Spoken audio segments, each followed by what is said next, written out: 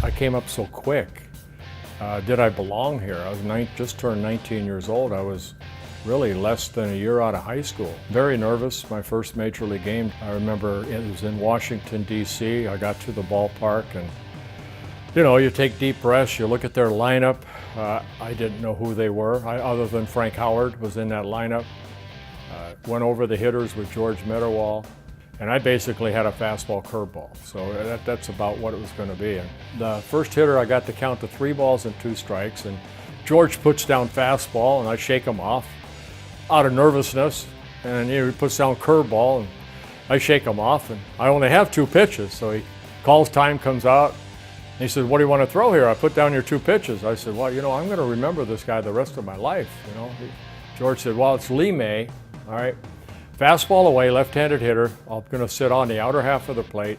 Just throw that ball right to my glove." Yes, sir. He walked around, went back, sure enough, fastball away. I threw that ball, I thought, right toward that glove, and Lee May's bat got in the way, and he hit it about 400 feet. Wasn't that funny at the time? 400 feet over the right field fence. And that was my first major league hitter. And so all those doubts, you know, were there. Do I belong here?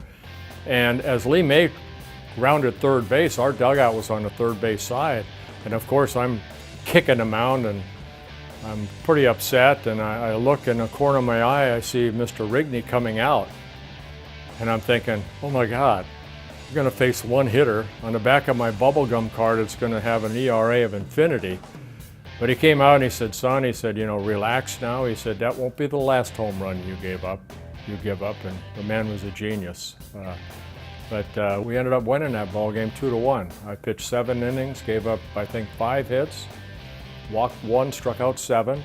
I struck out Frank Howard, and that didn't make my dad happy, but he went 0 for 3. It's like embedded in my mind, yeah.